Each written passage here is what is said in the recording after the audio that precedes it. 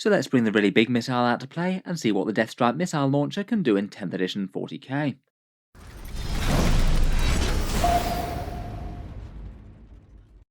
Hello and welcome back to Auspex Tactics, where today we're taking a look at another 10th edition datasheet. This time we're looking at the Deathstrike missile launcher for the Imperial Guard. Let's talk through the models and the rules, and just how much impact that great big rocket is going to have on your opponent's army.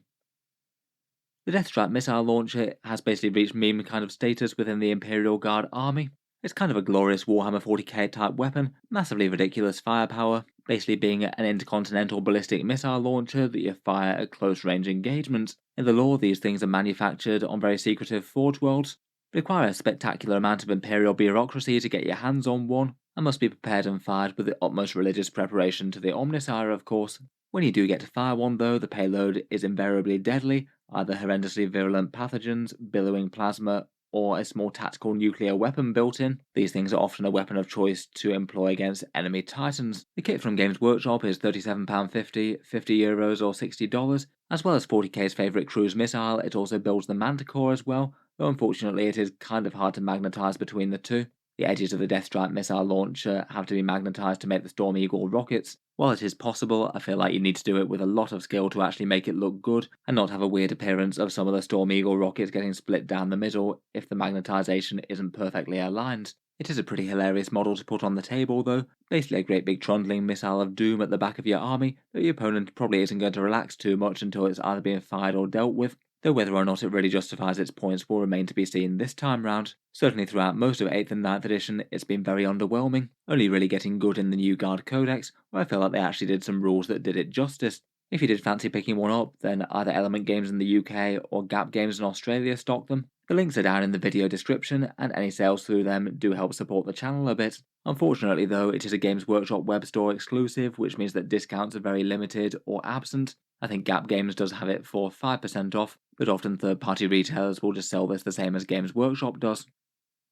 In any case, let's take a look at the datasheet itself. It's got a few basic rules for the Chimera chassis, and then of course one great big scary missile of doom, which is its entire purpose. At present, the points costs aren't known. Looking forward to when Games Workshop eventually releases them, and then we'll be able to judge things in context, but we can certainly get an idea for how it's going to play.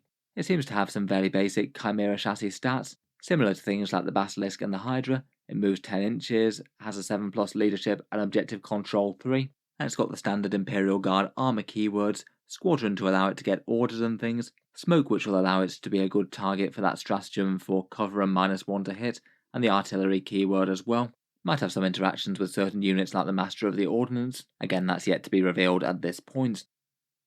Toughness wise, it's got a T10, a 3+ save and 11 wounds, fairly standard for new 40k vehicles there, and it'll certainly be a lot more resilient to small arms when it's toughness 10. Against things like las cannons it will melt very quickly though, and arguably the Deathstrike shouldn't care as much about durability compared with some other things on the table. It can operate completely without seeing its targets whatsoever, so you can afford to keep it hidden until it's fired its payload. I did notice that on the defensive side of things as well, it does have Deadly Demise D6 as well. If you roll unlucky if this thing is destroyed, it's got the potential to go up with a massive explosion, potentially even if it fires its missile before, weirdly.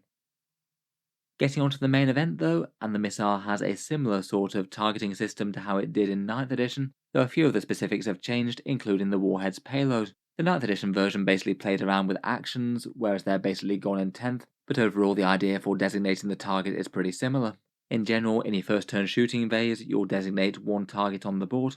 As well as firing small arms like heavy bolters and the Hunter Killer missile launcher, you can also put a scary marker of doom somewhere on the board, ideally somewhere on an objective or in the midst of an opponent's army.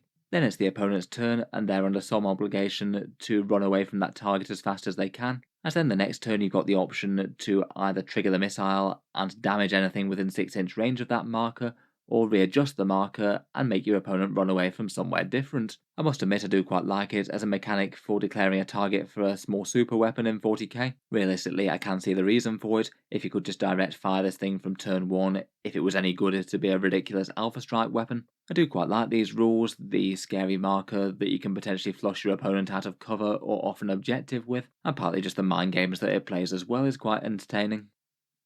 When it gets back to your turn, should you choose to trigger the missile launcher, basically every unit within 6 inches of the centre of that marker, friend and foe, takes damage from the Deathstrike missile profile. That profile hits on a 2+, has 2d6 attacks, and it strikes at strength 16, AP -4, but just a damage of 1, meaning that despite the good profile, it's generally going to be taking a chunk out of enemy units rather than just removing them wholesale. It does have a couple of keywords as well. It's got the blast keyword, so that attack will be getting more attacks against hordes and things. It's only one shot, so once you use it, it's gone. And it's kind of useful that it lacks the indirect fire keyword for it, which means that you won't be -1 to hit, or the target automatically receiving the benefit of cover. I think they might potentially get cover saves anyway due to ruins and things being in the way, but still hopefully that shouldn't be the end of the world too much due to the high AP of the missile. For expected damage, I would say that on any one unit, it's okay but not crazily standout. Against a horde, it might kill 6 termagants. Against space marines, that might be 2 or 3 intercessors. It's only around about 1 terminator, as the invul saves really do take down the damage quite a lot. And then on average, it's around about 4 or 5 to a save 3+ vehicle. So again, should on average deal some solid damage to it, but probably not kill tanks in one shot. It is going to be a bit on the swingy side with 2d6 attacks. You could roll 6s, you could roll 1s. Overall, I would say it's a bit of a side grade compared with the previous Deathstrike. That one could select its choice of missile before the game for a really powerful Godspear shot, or a more dispersed plasma one that might be better for multiple small units. This one you just get the one profile that's probably more anti-horde than it is anti-heavy, as your opponent might well be getting high armor saves or invul saves against it, as the damage output isn't mortal wounds any longer. The blast radius is really quite big though. It can cover an entire objective marker, which the previous Godspear version couldn't quite, or it could just be annoyingly disruptive to throw down in the middle of an enemy castle in the centre of their army, send them all scurrying for the hills potentially in different directions if they don't want to get hit. Some units might be too slow to even move out the way of it, unless they happen to advance. It does seem it maybe has a little bit less raw damage overall though, maybe not quite as terrifically scary as the Godspear version was. For buffs and synergies, I'd say things are somewhat limited. Born soldiers in the combined regiment will be helpful. It has to be static when it fires, so I guess it would get 6s to hit auto wound with those lethal hits. Helps a tiny bit up against vehicles, but it should be wounding most things on a 3 anyway. I guess in theory for orders it could use the +1 to hit if the enemy's got any negative debuffs, but usually you're hitting on 2 so it's not relevant. Otherwise perhaps not going to be the single most important thing for stratagems either. You could maybe reroll an important number of shots if there's an enemy unit that you just desperately need to clear. Smoke seems fairly excellent if you think it's incredible danger of getting killed before it gets to fire, and tank shot could be another way of it dealing damage even after it's fired its missile launcher and is then just a trundling heavy bolter chassis. Overall, I think that the new profile is interesting enough. Probably the best uses of it are either to cover an objective, so if your opponent holds it, then they're guaranteed to take damage, or maybe lobbing it behind a great big enemy piece of terrain that they control, particularly say if your opponent had a whole ton of jump infantry or elites all castled up safe in one ruin. If you put the Deathstrike missile launcher marker down there, they've either got the choice of staying in the ruin and taking mass damage, or having to come out and face your guns. Against some armies that could be really quite a big move. It could genuinely be quite hard to get out of the range of it now the marker's effectively 12 inches across. With the profile it's got though, it maybe does feel like a weapon that's going to be a lot stronger against certain armies than others. Maybe elite 1 wound armies like Sisters of Battle, or a whole bunch of 2 wound space marines without invuls seem like really quite good targets. Others might not care so much. I feel like Chaos Demons with invul saves, or cheap chaff hordes just aren't going to be quite as wowed by the profile. Perhaps the worst outcome would be if your opponent just decides to eat the damage, and then you just kill something that's far less valuable than the Deathstrike itself. I feel like the damage one maybe makes it a little bit less universal than its previous incarnation. Even if you could never guarantee that you'd definitely hit something with the Godspear, at least it meant that the opponent basically had the choice of either moving the unit out the way or it just flat out dying, whereas quite a lot of units could tank this kind of hit without too much trouble if it was in their interest to. Overall, it'll be interesting to see what sort of points cost this thing gets. Obviously, we can't really judge it without that, but provided it's not too overcosted, I think it could have some interesting nuisance capacity, mess with your opponent's movement quite a bit, particularly if they're trying to keep things hidden, and even after it fires, you could go trundling out with the Chimera chassis, put it on some points, and maybe do a bit of disruption charging. For any one given target though, the damage one maybe just feels a little bit underwhelming. I think it would have to be at least reasonably cheap to be competing against more consistent damage dealers. In any case, let me know your thoughts on the new Deathstrike down in the comments below. Would you be tempted to add one to your army, or is the profile a bit weak for your taste at the moment? If you've enjoyed the video, then feel free to subscribe to Auspex Tactics, where I'll certainly keep the regular 40k videos coming. I do tend to post new ones just about every day.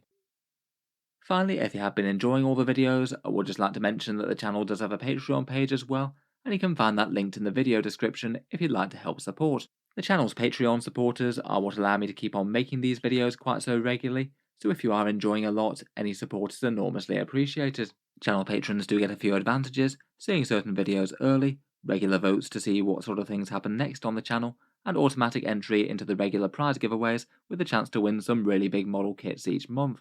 If any of that sounds good to you, or you'd just like to help support, the link is down in the video description. In any case, a massive thank you for listening, and I'll hope to see you guys next time.